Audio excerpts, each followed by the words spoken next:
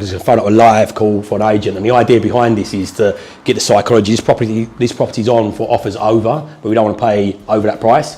So what I'm going to do is plant that expectation seed, plant that seed in their head of what I do want to pay, so then you can then put that into a follow-up if I was to buy this property. Properties. Hi, yeah, I'm just phoning up about a property you've got advertised on Rightmove. It's called Vancouver Street. Is that still available? Yes.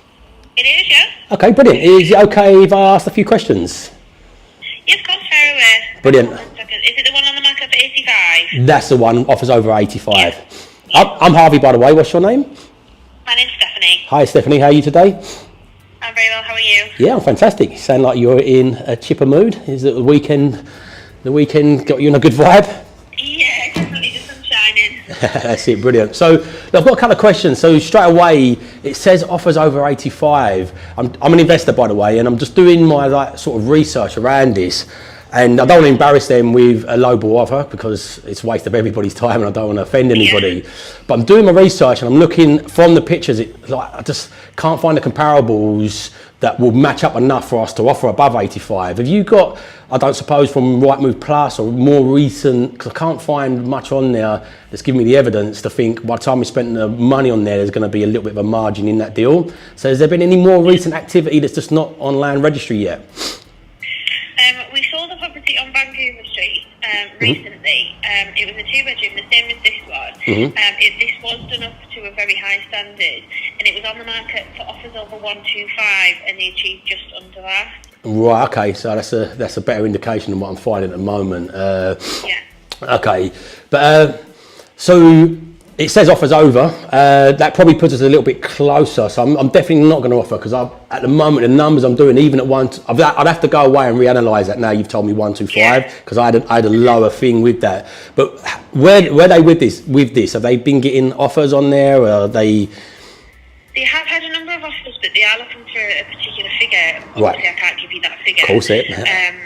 The last offer that they rejected though was 75. Ah, okay, brilliant. So that gives me a bit of information, because I was thinking around that ballpark myself. So, yeah. But I know you can't tell me, and I'm not going to ask you to tell me as well. So I don't want to compromise your confidentiality with your clients selling the property. But if I was to offer a smidgen above there, would I be in with a competition with that? I don't want you to tell me where. Yeah, I mean, we would definitely go to her and discuss the offer with her. Yeah. It would give us a way in, really. But yeah, so we'd be happy to put any offers. So what's the story? What's the seller's position? Well, she bought the property to do it up and just lost interest. Ah, okay. So it's half done, half not.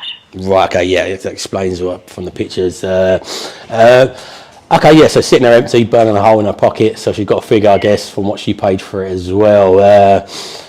Do you know what she paid for it? I'm not asking you, but have you got an idea? I'm afraid. You don't. So, okay, yeah, no worries. Yeah, I think we're probably a similar sort of value with that. So let me go and run the numbers a bit more deeper on there. But if we was to offer, for example, maybe 76, 77, do you think we're going to be in with a competitive chance, or do you think it's just a waste of our time? I'll definitely go through with that. You would have to view the property first before we can put any offers forward.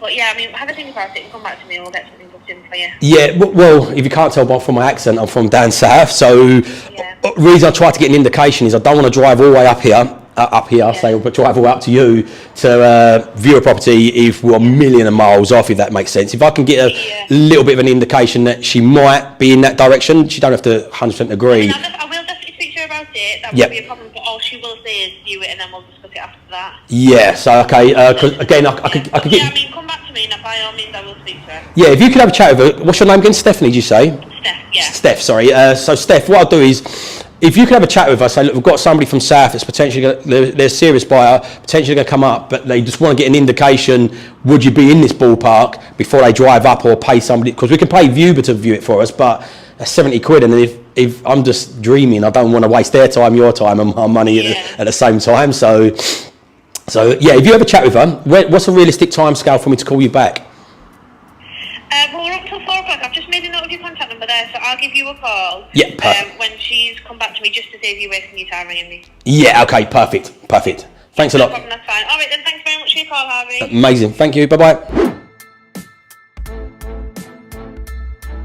So that was good. There was loads of points of there was loads of points in there with the psychology with that. So she straight away, you've got to view it. So that's the big one, the hurdle. You've got to view it. But I live from miles away. Like even if I was close, I say, look, I don't want to come and view it unless I think we might be in that range. I don't want to offend her. I'm not going to offer that yet. But can you get an indication? So now she's going to go back and get that indication. And another little psychology point that I done from that as well was, let me know when I can call you back. So I'm putting because you don't want to pester people, but you want to be on them. You know, because a lot of agents are busy, especially if the market's shifting at the moment, so the leverage is coming back to us. But they're super busy. They'll be like, oh fuck, if I'm not running around with you. Some agents are just lazy. Like people are just lazy. So then me saying, okay, what is a realistic time for me to phone you back? Can I phone you back in a day, 2 days? I'm open to 4, I'll ring you up now, brilliant, I'll ring you back. So that was a proactive agent. But if she wasn't proactive, I say, okay, I'll give you a ring back in 2 days' time. Your name's Steph, and that then's not pestery. Is it okay to ring you back in 2 days' time? No, give me 3 days, or 3 days, 4 days, and then it gives them a deadline to make sure that follows through on where you want to be. But there was a few really good psychology bits in there. The good thing as well, you see me put in, if I was to offer around this, I know, and it's already they're offered at 75, it's offers over 85, and already I'm offering under there without offering. And that is the power of it. The offer without offer is just the psychology behind that. I'm just trying to get that gauge and indication. So for me now, if I was really interested in that area and interested in that, and you are, note down Steph's name. So every time you phone up, is Steph there? Because you can see she's talkable to.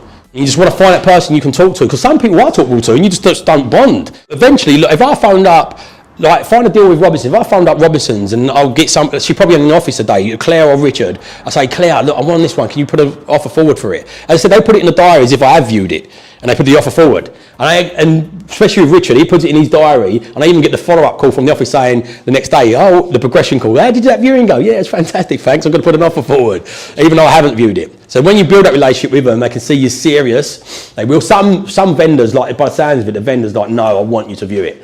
So some vendors, they might force you on that. But again, if you know, they can, like if that property is worth 120 and it's 77k, oh, that's worth going to view now, isn't it? You know, like if they were saying like we want 95k for it, or 90k because it's offers above 85 and it's 120 and it needs 15k's off of work, it's not worth viewing. That's why I usually play that game with them as well. What about 1,000 more? £500 more? 1,000 more? And I start doing it in a laughing way, and they usually laugh like you are. And I say, you're not really going to make me go up 500 quid each time, mate. And then they usually they laugh. It's like you laugh there. It's just humour. And they laugh. They go, yeah, go on. If you offer above 76, you're going to get it. Here you go. Thank you very much. And rather than going in, no, can I offer 76, or can you tell me what they offered? It's just that my approach. But sometimes you just don't bond with people. Especially if you've got an out-of-town accent as well. Sometimes they think you cheeky bugger coming up buying all our properties. Like in there, I had to wing that a little bit because I didn't know what the end value was, and I didn't know where the numbers was. But the more you know, the more you can justify. If I said, look, we can only find comparables at 110. She wants offers over 85 and it needs a 15k refurb. It just don't stack, does it? Between done legals, blah blah, and that's when you add in that part of. But have you got anything on Rightmove Plus that's not come through to Land Registry?